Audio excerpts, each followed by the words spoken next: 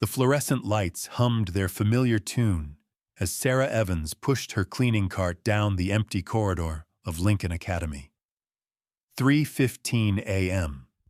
The witching hour, her grandmother used to call it, though Sarah had never believed in such nonsense until recently. The antiseptic smell of industrial cleaner couldn't quite mask something else, something metallic that seemed to cling to the walls near classroom 237. She'd noticed it for weeks now, always strongest in the early morning hours when the building held its breath. Her rubber-soled shoes squeaked against the polished linoleum as she approached the classroom where little Lily Moretti spent her days. The child who never seemed to warm up, whose pale skin reminded Sarah too much of her own son's final days in the hospital. The memory twisted in her chest, sharp and familiar. But this was different. Danny had been dying. Lily was just cold. Sarah paused outside the door, her hand trembling slightly on the handle. Through the glass panel, shadows seemed to shift where there should be nothing but empty desks and moonlight.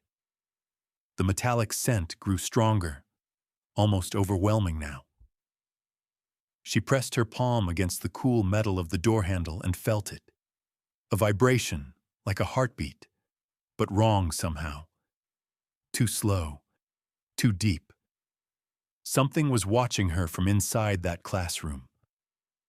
The morning sun blazed through the tall windows of Lincoln Academy as Sarah wheeled her cart toward the supply closet. She'd been working double shifts lately, staying through the morning hours to catch glimpses of the students. Specifically, one student. Lily Moretti sat in the back corner of Mrs. Henderson's third-grade class, her small frame hunched over her desk like she was trying to disappear. Even from the hallway, Sarah could see the child shivering. "Excuse me." Sarah knocked on the doorframe, her voice cutting through the teacher's lesson about multiplication tables. "Could I speak with you for a moment?" Mrs. Henderson's smile was tight, practiced.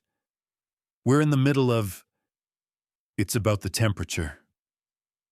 Sarah stepped inside, immediately noticing how Lily's head snapped up, pale blue eyes tracking her movement with an intensity that made her skin crawl. "That child is clearly freezing." "Lily's fine. She has a condition. The school nurse is aware." Sarah moved closer to Lily's desk, her maternal instincts screaming. The girl's lips held a faint blue tinge, and when Sarah reached out to touch her forehead, the child flinched back so violently she knocked her pencil case to the floor. "Don't," Lily whispered, her voice barely audible. "Please don't touch me." But Sarah had already felt it. The air around Lily was at least 10 degrees colder than the rest of the classroom. Impossible. Unnatural. When she knelt to help gather the scattered pencils, her breath actually misted in the space near the child's desk.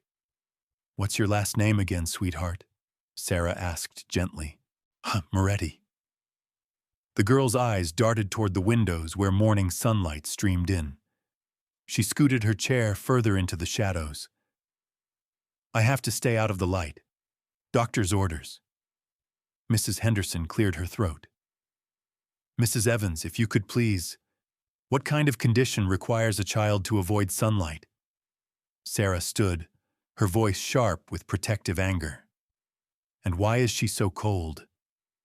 The teacher's face went pale. That's confidential medical information." Sarah watched as a beam of sunlight shifted across the classroom floor, creeping toward Lily's desk. The child pressed herself against the wall, genuine terror flashing across her features. "Move your desk back," Sarah said urgently. "I can't. They told me to stay exactly here." The sunlight touched the edge of Lily's sneaker, and Sarah heard it. A soft hissing sound, like water hitting a hot pan. Smoke began to rise from where the light touched the rubber sole. "Jesus Christ." Sarah lunged forward, grabbing Lily's chair and dragging it back into the shadows. The child's skin where the light had briefly touched her arm was red and blistering, as if she'd been burned by an open flame. Mrs. Henderson stood frozen, her mouth opening and closing soundlessly. "Get the nurse!" Sarah snapped. "Now!" But as she knelt beside Lily, checking the burn on her arm, Sarah felt something that made her blood run cold. The child's skin wasn't just pale. It was ice cold to the touch. And beneath her fingertips, where a pulse should have been strong and rapid from fear and pain, there was nothing. Nothing at all. The school nurse arrived within minutes, but her reaction told Sarah everything she needed to know. No surprise, no urgency, just practiced efficiency as she applied a special salve to Lily's burn and whispered something in the child's ear that made her nod solemnly. "This happens sometimes," Nurse Patricia explained, not quite meeting Sarah's eyes. "Lily has a very rare photosensitive condition. We have strict protocols. Protocols that include letting her sit where sunlight can reach her." There was a miscommunication about the seating chart. Sarah studied the woman's face, noting the slight tremor in her hands, the way she kept glancing toward the windows as if expecting something. "What aren't you telling me?" "I'm telling you everything you need to know." The nurse's voice carried a warning. "Lily is under specialized care. Her father has made very specific arrangements with the school." Her father? Sarah had never seen any parent pick up Lily. The child always left with the same two men in dark suits who never seemed to smile. "I'd like to speak with him." "That's not possible." "Why not?" The nurse packed her supplies with sharp, efficient movements. "Mr. Moretti is a very private man. He doesn't take meetings during school hours." "Then when does he take meetings?" "He doesn't." The finality in her tone made Sarah's skin crawl. "Mrs. Evans, I need to ask you to step back from this situation. Lily is receiving the best possible care." Sarah looked back at the child, who was watching their conversation with those unnaturally pale eyes. There was something ancient in that gaze, something that didn't belong in an 8-year-old's face. The best possible care would include not letting her get burned by sunlight. It was an accident. Was it? Sarah's voice dropped to a whisper. "Because from where I'm standing, it looks like someone wanted to test something. See how quickly she'd burn. How badly." The nurse's face went white. "You don't know what you're talking about." "Then explain it to me." But Nurse Patricia was already gathering Lily, preparing to escort her to what Sarah assumed was a windowless room somewhere in the building. As they passed, Lily reached out and grabbed Sarah's hand. Her touch was like ice, but her grip was surprisingly strong. "Thank you," she whispered. "No one else would have moved me." The simple gratitude in those words hit Sarah like a physical blow. This child, whatever was wrong with her, was completely alone, surrounded by adults who treated her like a specimen rather than a little girl. "Lily," Sarah called as they reached the doorway. "If you ever need anything at all, you find me, okay?" The child nodded once before disappearing down the hallway. Sarah stood in the empty classroom, her mind racing. She walked to the windows where the sunlight had burned Lily's shoe, knelt down, and examined the floor. There, in the exact spot where the child had been sitting, was a scorch mark on the linoleum. Not from the shoe, from something else. Something that had been in contact with the floor beneath Lily's desk. She pressed her palm to the mark. Still warm. Standing slowly, Sarah caught her reflection in the classroom windows and froze. Behind her, clearly visible in the glass, stood her own image. But where the two men in suits should have been reflected as they passed by the windows in the hallway, there was nothing. Empty space moving through the corridor. Her blood turned to ice as the implications hit her. She spun around, but the hallway was empty now. Just the lingering scent of something metallic and cold. Sarah's hands shook as she pulled out her phone, scrolling through her contacts until she found her sister's number. Jenny was a nurse at Chicago General. She would know about rare conditions, about children who couldn't tolerate sunlight. But as she started to dial, Lily appeared in the doorway again. Alone this time, her small frame silhouetted against the fluorescent lights of the hallway. "Mrs. Evans?" The child's voice was barely a whisper. "I need to tell you something important, about why I can't go in the sun, about why they watch me all the time." Sarah knelt down, bringing herself to Lily's eye level. "What is it, sweetheart?" Lily glanced over her shoulder, then stepped closer. When she spoke, her breath was visible in the air between them, as if the temperature had dropped 20 degrees. "I'm not supposed to be alive during the day. None of us are. But something's wrong with me. And if my father finds out..." She paused, her pale eyes filling with tears that looked almost silver in the fluorescent light. "He'll make me choose, and I don't want to choose." "Choose what?" Lily opened her mouth to answer, and Sarah saw them, two small, sharp points where her canine teeth should be. Not fully formed, but unmistakably there. Growing, the child's eyes suddenly rolled back, showing only the whites, and she collapsed forward. Sarah caught her, feeling the unnatural coldness of her skin, the complete absence of a heartbeat. As Lily's head fell back, her lips parted slightly, and Sarah saw the fluorescent lights above them began to flicker and buzz, casting dancing shadows across the walls. In the shifting light, Lily's face seemed to change, her features sharpening, becoming something both beautiful and terrible. Something that had never been entirely human. And in that moment, as Sarah held the unconscious child in her arms, she realized the danger stalking Lincoln Academy wasn't medical at all. It was something far older, far more dangerous than any disease. It was something that had been waiting in the shadows for centuries, and now it was. Sarah's training as a mother kicked in before her mind could process what she'd seen. Lily's skin was ice cold, her breathing shallow, but she was breathing. That was what mattered. Sarah scooped the child into her arms, surprised by how light she felt, like holding a bundle of winter air wrapped in cotton.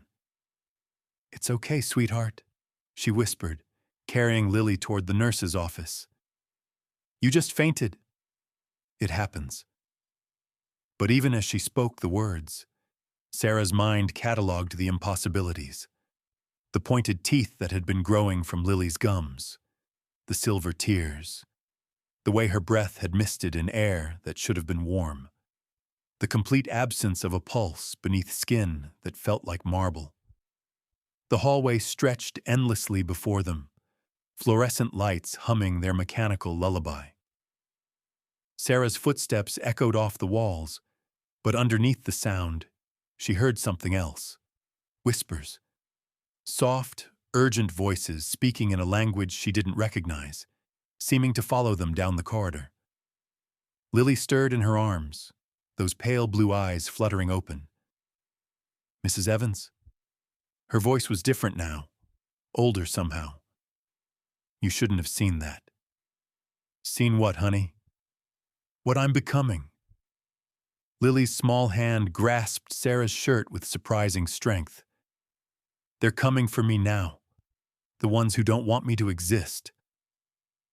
Sarah felt the temperature in the hallway drop another 10 degrees.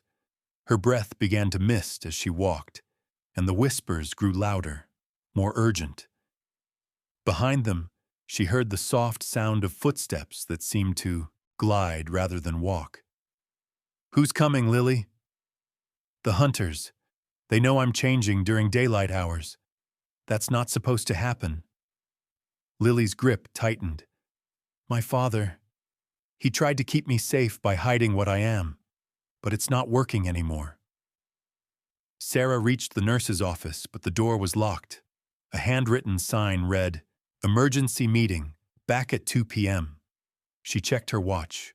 11:47 a.m. The building suddenly felt too quiet, too empty. "Where is everyone?" Sarah asked, more to herself than to Lily. "He sent them away. My father, he knew this day would come." Lily struggled to sit up in Sarah's arms. "Mrs. Evans, you need to put me down and walk away. Right now, before they see you helping me." But Sarah's maternal instincts had fully engaged. This child, whatever she was, needed protection. "I'm not leaving you alone. You don't understand. I'm dangerous. You're 8 years old. I'm 8 years old and I drink blood to survive."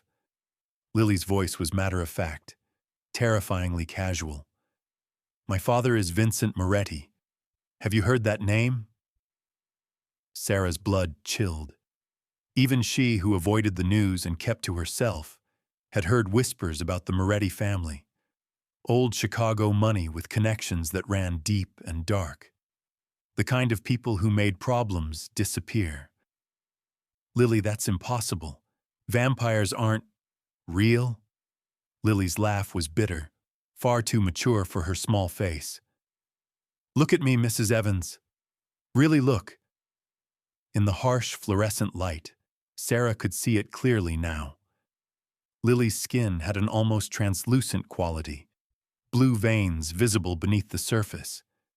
Her eyes held flecks of silver that seemed to move like liquid mercury, and when she smiled, those pointed teeth were unmistakable. "I'm a hybrid," Lily continued. "Half human, half vampire. My mother was human, like you. She died giving birth to me because my father didn't know what I would be, what I would need." Sarah's mind reeled. "That's why you can't go in the sun. I shouldn't be able to survive daylight at all. But the human part of me fights the vampire part. It's killing me, Mrs. Evans, slowly tearing me apart from the inside." Lily's voice cracked. "The hunters know this. They know I'm weak during the day, when my father and his people can't protect me." The whispers in the hallway had stopped. The silence that followed was somehow worse than the voices had been. "We need to get you somewhere safe," Sarah said, adjusting her grip on the child. "There is nowhere safe. Not for something like me." But Sarah was already moving, her cleaning cart abandoned as she carried Lily toward the main office. She had keys to every room in the building, including the windowless storage areas in the basement. If someone was hunting this child, they'd need light to do it properly. "The basement," she muttered. "We can hide in the basement until—" The front doors of the academy exploded inward. 3 figures in tactical gear burst through the entrance, moving with military precision. They wore dark clothing that seemed to absorb light, and their faces were hidden behind masks that looked more like gas masks than anything human. But it was their weapons that made Sarah's heart stop. Not guns, but something that looked like modified flamethrowers, with tanks that glowed with an eerie blue light. "Target acquired," one of them spoke into a radio. "Daywalker is in the main corridor with a civilian." Lily went rigid in Sarah's arms. "UV weapons," she whispered. "They'll burn me alive." Sarah didn't hesitate. She turned and ran toward the nearest classroom, her mind racing through the building's layout. The chemistry lab. It had thick walls and multiple exits. More importantly, it had emergency lighting that she could control from the breaker panel. Behind them, She heard the soft hiss of the UV weapons powering up. "Mrs. Evans," Lily said urgently, "you need to understand something. If they kill me, my father will burn this entire city looking for who's responsible. But if you help me and we're caught together, then we don't get caught." Sarah kicked open the chemistry lab door and rushed inside, setting Lily down behind the teacher's desk. The child immediately curled into the shadows, her skin already showing red marks where ambient light from the windows touched her. "Stay here," Sarah commanded, moving toward the windows. She grabbed the emergency blackout curtains, installed after 9/11 for lockdown procedures, and began yanking them closed. The room plunged into darkness. "That won't stop them," Lily whispered. "They have portable UV lights." Sarah's mind raced. Her cleaning supplies. The cart she'd abandoned in the hallway contained industrial-strength chemicals, ammonia, bleach, things that could create smoke, confusion, cover. "Can you see in the dark?" she asked. "Better than they can." "Good." Sarah moved to the supply cabinet, her hands finding familiar bottles by touch. "Then you're going to help me fight them." "Mrs. Evans, I can't. If I use my abilities, if I show them what I really am..." Lily's voice broke. "There are rules, ancient laws. If I kill humans, even in self-defense, my father's enemies will have justification to declare war on our entire family." Sarah paused, a bottle of concentrated ammonia in her hands. "So we don't kill them. We just make them wish they'd never found you." The footsteps in the hallway were getting closer. Sarah could hear them checking each room systematically. The soft hiss of UV lights being activated and deactivated as they searched. "There's something else," Lily whispered. "Something I haven't told you. The reason they want me dead isn't just because I'm a hybrid." "What is it?" "I'm not just my father's daughter. I'm his heir. When I complete the change, when I choose between my human side and my vampire side, I'll inherit everything. His power, his territory, his army." Lily's eyes glowed faintly in the darkness. "The hunters aren't just trying to kill a monster's child. They're trying to prevent a war that could reshape the entire supernatural underworld." The footsteps stopped outside their door. Sarah felt something shift inside her chest, a fierce protectiveness that went beyond maternal instinct. This child, this impossibly brave, terrified child, had been thrust into a world of ancient politics and deadly games. She was 8 years old, and people wanted her dead for crimes she hadn't committed, for a future she hadn't chosen.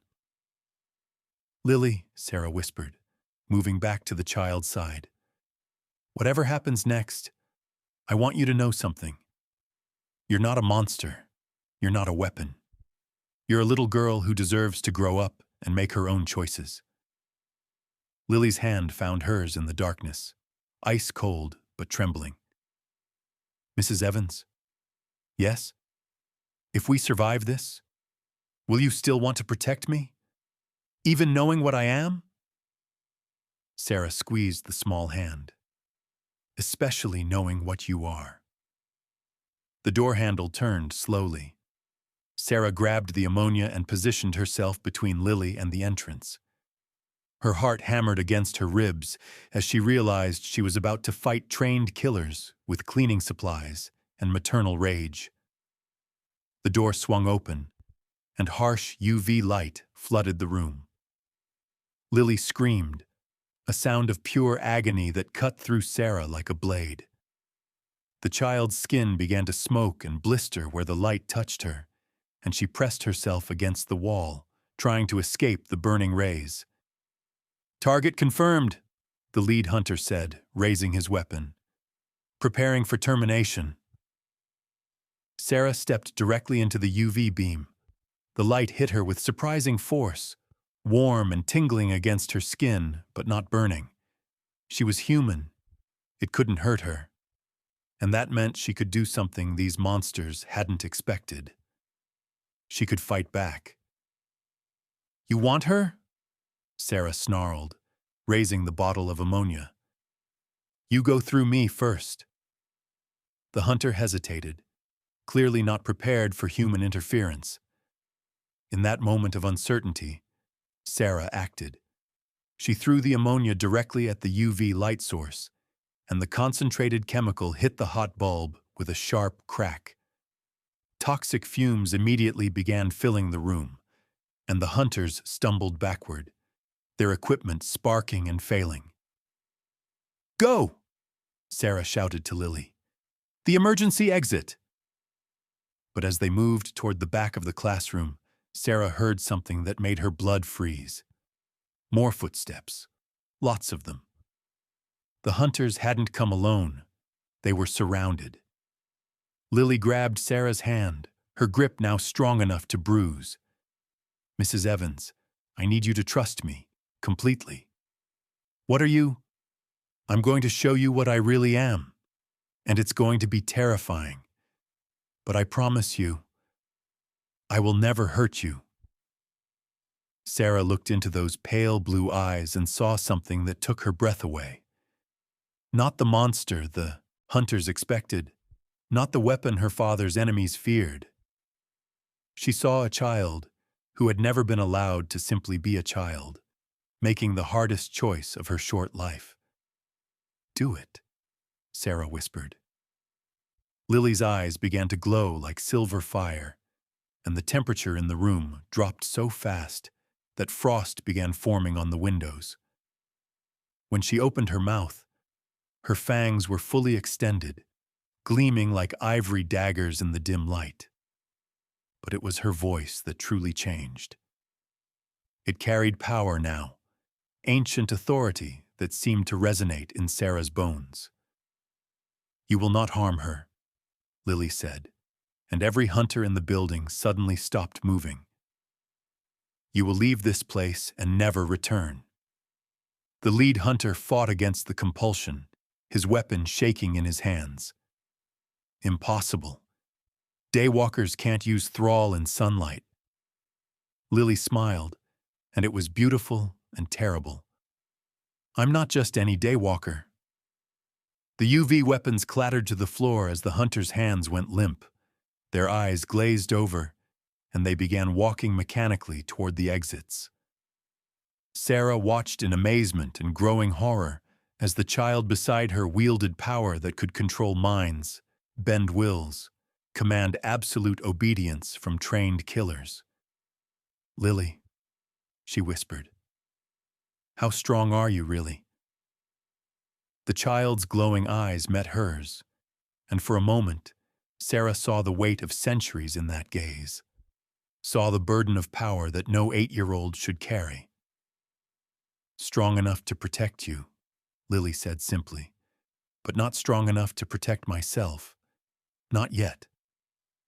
As the last hunter disappeared through the emergency exit, Sarah heard new sounds from outside the building. Car engines. Multiple vehicles arriving fast and hard. Lily's head snapped toward the windows, her enhanced senses picking up something Sarah couldn't detect. "He's here," she whispered, and for the first time since the attack began, she sounded truly afraid. "Who?" "My father." The building's lights went out. All of them. Emergency power, exit signs, everything. The academy plunged into absolute darkness, and Sarah felt the temperature drop another 20 degrees. Vincent Moretti had arrived, and from the terror in Lily's voice, Sarah realized that surviving the hunters might have been the easy part. Through the blackout curtains, she could see shapes moving outside, too many to count, flowing like liquid shadow across the school grounds. The whispers she'd heard earlier returned, but now they were a chorus, speaking in dozens of languages, all saying the same thing. The king has come for his daughter. The shadows outside moved wrong, too fluid, too purposeful, like oil spreading across water. Sarah pressed herself against the chemistry lab wall, feeling Lily's ice-cold hand trembling in hers. Through the blackout curtains, she glimpsed figures that seemed to absorb light rather than reflect it, dozens of them surrounding the academy with predatory patience. "He's angry," Lily whispered, her glowing eyes fixed on the windows. "I used my power in daylight. I broke the rules." Sarah's grip tightened on the child's hand. "You saved our lives. That won't matter to him." Lily's voice cracked. "Mrs. Evans, when my father comes in here, you need to pretend you don't know anything. Tell him you were just trying to help a sick student. Please." But Sarah had spent too many nights cleaning up after other people's messes, too many years being invisible and ignored. She'd found her voice with those hunters, and she wasn't about to lose it now. "No," she said firmly. "I'm done pretending." The building's front doors didn't open. They simply ceased to exist.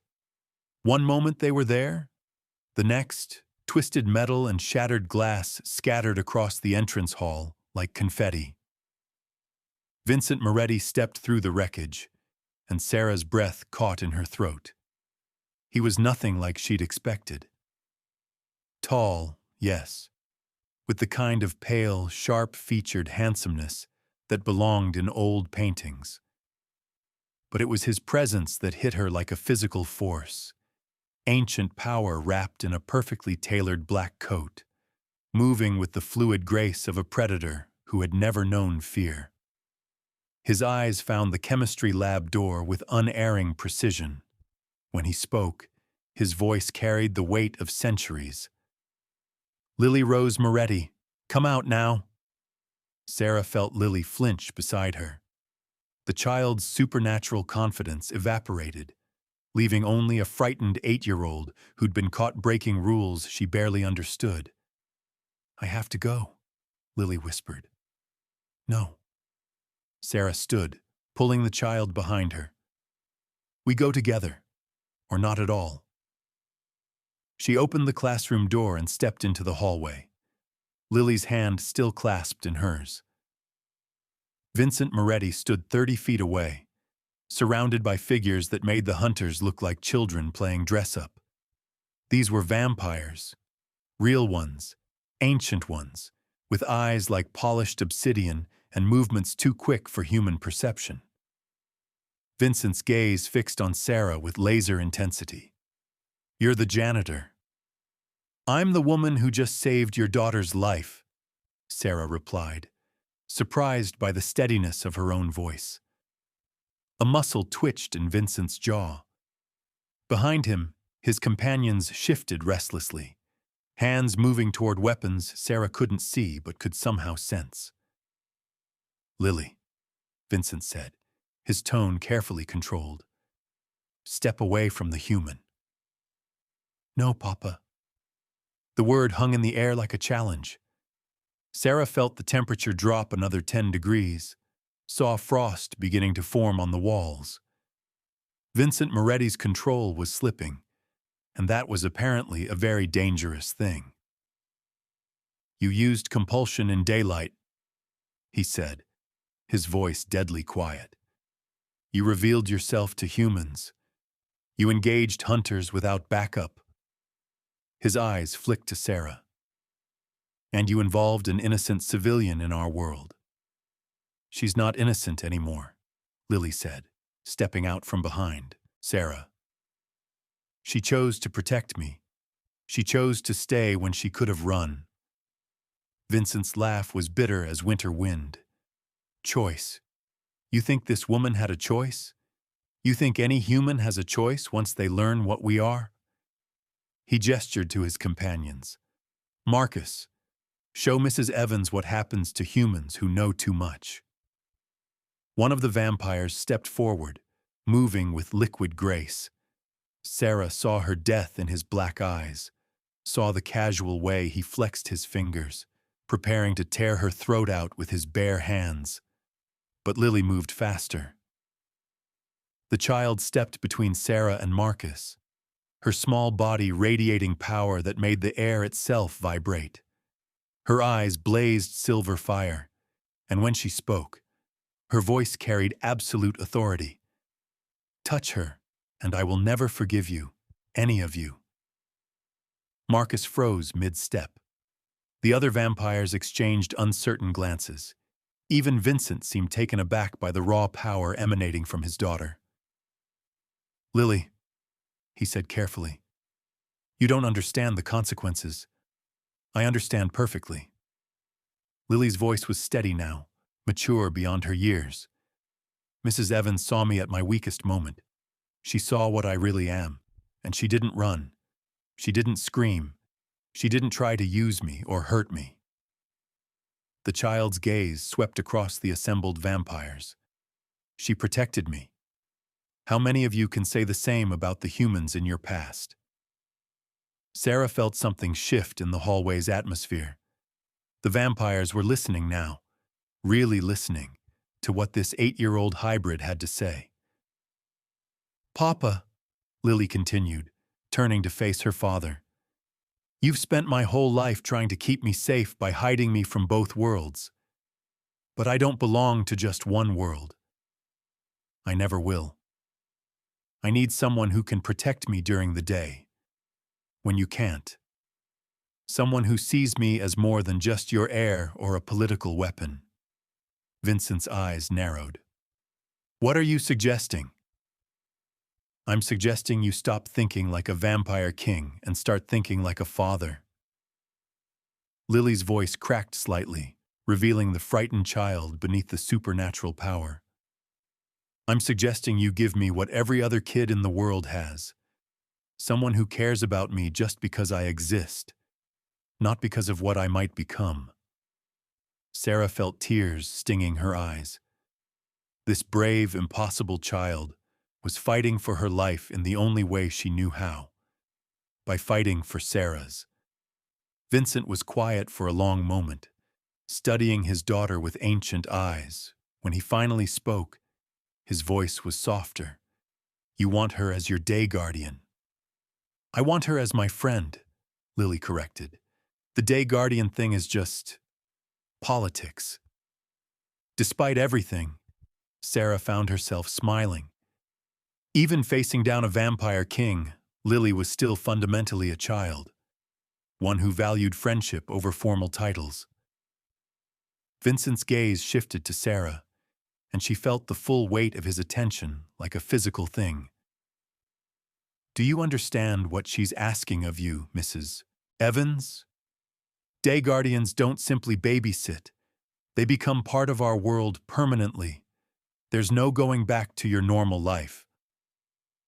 Sarah thought of her empty apartment, her lonely nights, the endless cycle of cleaning up after other people's lives while her own remained hollow. She thought of her son, taken too young by a blood disease that no human doctor could cure. She thought of Lily's ice-cold hand in hers, trusting and desperate and brave. My normal life ended the moment I decided to protect her, Sarah said. I'm not interested in going back. Vincent studied her for another long moment. Then, to her surprise, he smiled. A real smile, not the predatory expression she'd expected. Marcus, he said, without taking his eyes off Sarah. Bring the contract. One of the vampires produced an ornate wooden box from somewhere in his coat. Vincent opened it, revealing a silver knife and a piece of parchment covered in elegant script. The Day Guardian bond is sealed in blood, Vincent explained. Yours and Lily's. It will allow you to sense when she's in danger, give you limited access to our resources, and mark you as under our protection. But it will also tie your life force to hers. If she dies, you die. If you betray us. He didn't finish the sentence. Sarah looked down at Lily, who was watching her with those pale blue eyes full of hope and terror. Will it hurt her? Sarah asked. No more than a pinprick. Then let's do it. Vincent handed her the silver knife. It was surprisingly warm, as if it had been sitting in sunlight instead of a vampire's possession. Sarah pricked her finger, watching a drop of crimson blood well up and fall onto the parchment. Lily took the knife next, her movements careful and deliberate. When her blood joined Sarah's on the contract, the parchment began to glow with soft, golden light. Sarah felt something shift inside her chest, a warmth that spread through her veins like honey, followed by an awareness that was distinctly not her own. She could sense Lily's heartbeat, slow and irregular but steady, could feel the child's relief and gratitude like an echo of her own emotions. "It's done," Vincent said, rolling up the parchment. "Sarah Evans, you are now officially the day guardian of House Moretti. Your authority extends over all daylight hours and human interactions. Your word, in matters concerning Lily's welfare, supersedes even mine." Sarah blinked in surprise. "I thought I was just going to be a babysitter?" Vincent's smile turned genuinely amused. "Day guardians are not servants, Mrs. Evans. They are partners, equals. You now hold one of the most powerful positions in our hierarchy." His expression grew serious. "Use it wisely." Lily threw her arms around Sarah's waist, her ice-cold body trembling with exhaustion and relief. "Thank you," she whispered. "Thank you for not leaving me." Sarah held the child close, feeling that strange new warmth in her chest pulse in, rhythm with Lily's heartbeat. For the first time in years, she felt truly needed, not just useful, needed. "Never," she murmured into Lily's hair. "I'm not going anywhere." Vincent gestured to his companions, and they began filing out of the building with the same fluid grace they'd shown entering. But he lingered, studying Sarah with those ancient eyes. "The hunters will return," he said quietly. "Not today, perhaps not this year, but they will return. And there are other threats. Rival families, rogue vampires, politicians who would use Lily as a pawn. Are you prepared for that kind of life?" Sarah looked down at the child in her arms. This brave, impossible, wonderful child who had chosen to trust her with everything. She thought of all the years she'd spent invisible, cleaning up other people's messes while her own life remained empty. "I've spent 10 years taking care of other people's children during the day and going home to an empty apartment at night," she said. "Now I get to take care of a child who actually needs me, who chose me, who trusts me enough to tie her life to mine." She met Vincent's gaze steadily. "Bring on the hunters. Bring on the rival families. I've got work to do." Vincent's smile was approving. "Welcome to the family, Sarah Evans." As the vampire king disappeared into the shadows, Sarah felt Lily relax against her. The child's supernatural glow was fading, leaving her looking small and tired and perfectly, wonderfully normal. "Mrs. Evans?" Lily mumbled sleepily. "Yes, sweetheart. Can we go home now? I'm really tired, and I think I need to eat something." Sarah chuckled, remembering that despite everything else, Lily was still an 8-year-old who got cranky when she was hungry. "Of course. But first, we need to clean up this mess." She looked around at the destroyed entrance, the scattered glass, the frost-covered walls. It would take hours to set everything right. "Actually," Lily said, perking up slightly, "I know some people who are really good at cleaning up supernatural messes. Consider it a day guardian perk." Sarah laughed, really laughed, for the first time in months. "I think I'm going to like this job." As they walked toward the exit, Sarah felt the morning sun streaming through the broken doorway. It was warm on her face, gentle and welcoming.